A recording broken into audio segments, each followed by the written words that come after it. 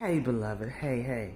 So we're going to continue with the metamorphosis of Chakra Wanda, the journey of my awakening and how I got to be in the space of living that I am in now.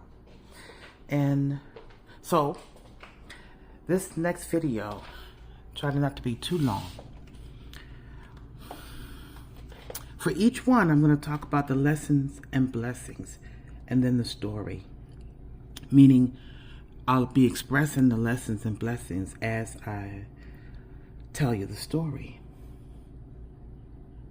So I've come to a conclusion and a deep awareness, a realization, a confirmation, and an unmovable certainty that there is divine support in this dimension that we live.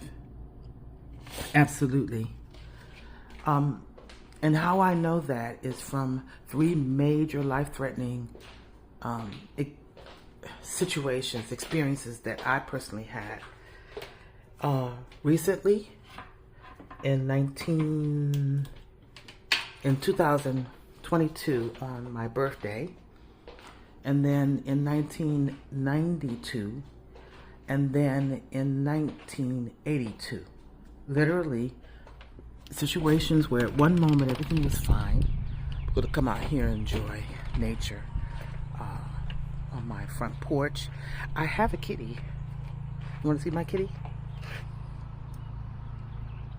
Her name is Sheba.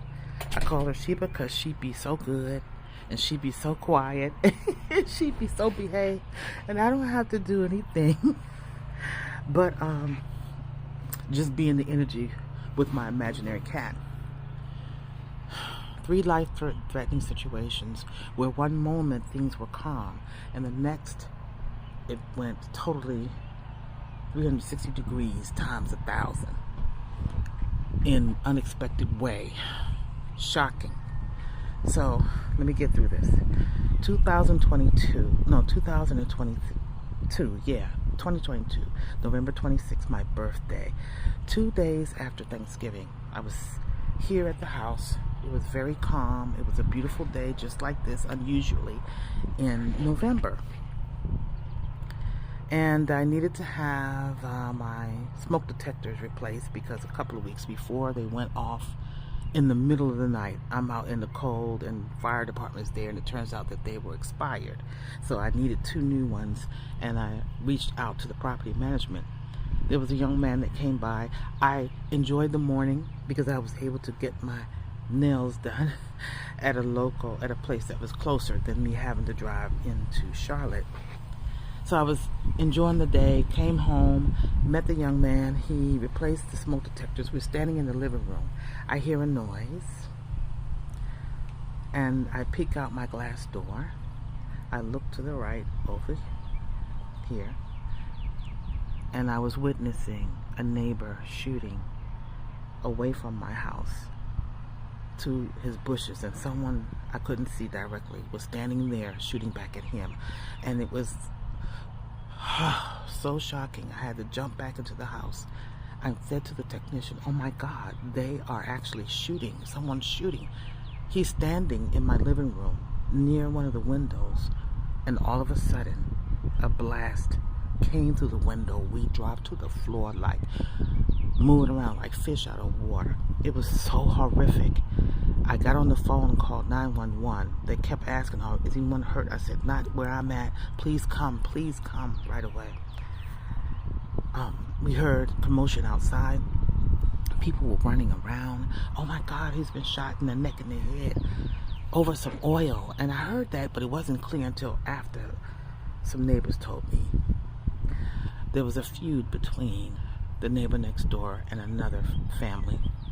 So it was 2 Hispanic men that a father-son that was in a gunfight with the neighbor next door. And unfortunately, the neighbor next door, I saw him on the porch one moment, and then when I heard all the commotion and I looked out and saw SWAT running around, they apprehended the people right away, 2 Hispanic father and son.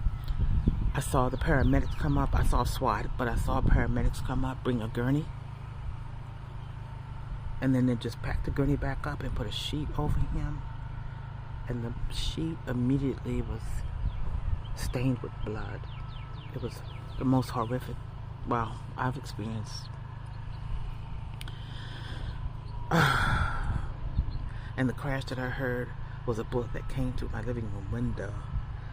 In hindsight, I had to come out on the porch and let them know that my house had been hit. Next thing you know, the yellow tape is coming over in front of my yard. And next thing you know, a police officer is telling me, knocking on the door, you have to leave. We're going to let you out with your car, but you got to park in front. And I stayed out there for 3 hours on the phone with my father, my conference call with my father, and my 2 daughters. And then a client friend who allowed me to stay over her house. I had to leave with everything with what I had on the clothes I had on my back.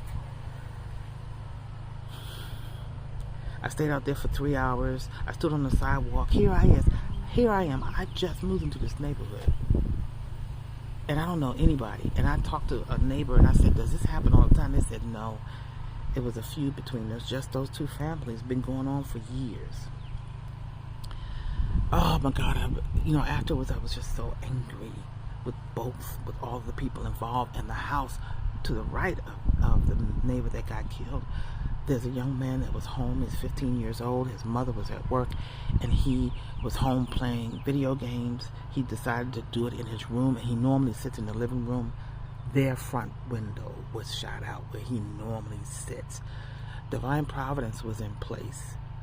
And divine protection did not allow anyone else to get hurt.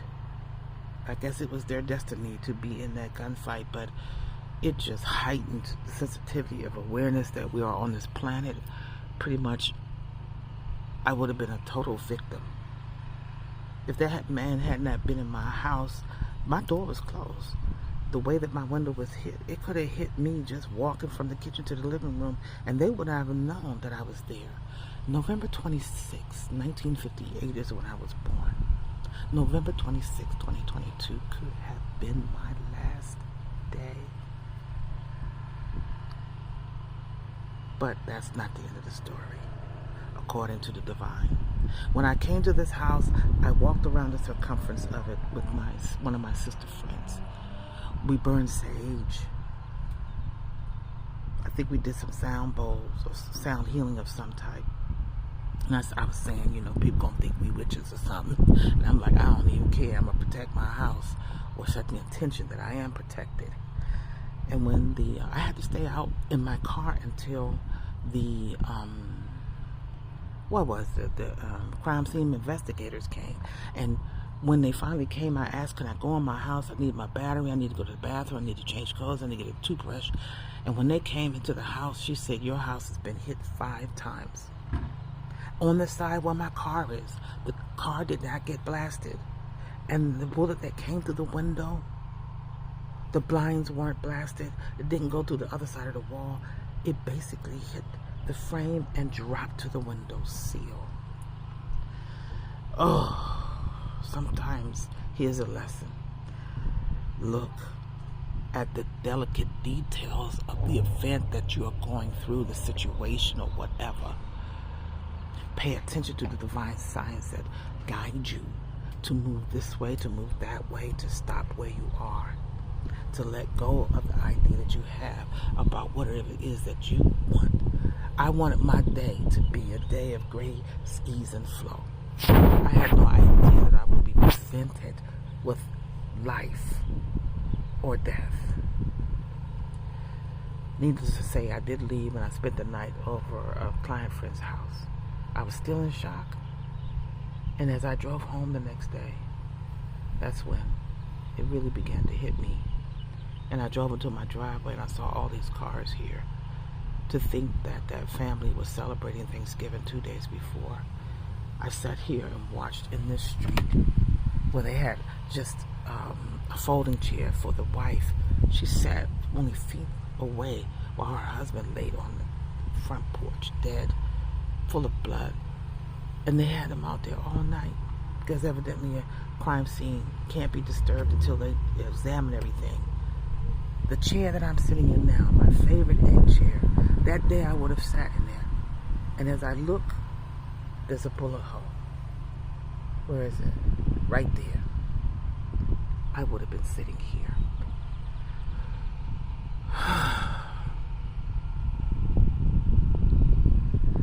I ended up reconnecting with a spiritual teacher and began to do some counseling. And I'm still in that process. I cried off and on for days. And I kept in touch with just a couple of friends. And there was one in particular who, you know, sometimes people don't know how to react to you. I guess if you're used to being strong all the time, and in your time of need, sometimes those that you deeply love may disappoint you. I had to work through that. I had to work through that someone that I dearly love didn't come to my side. I had to choose to go higher in unconditional love and accept what is. Now that I'm ready to move into this end of life work, where I will work with people in creating an end of life plan down to the detail of if they had the choice of transitioning at home or in a facility, what they would want their environment to look like.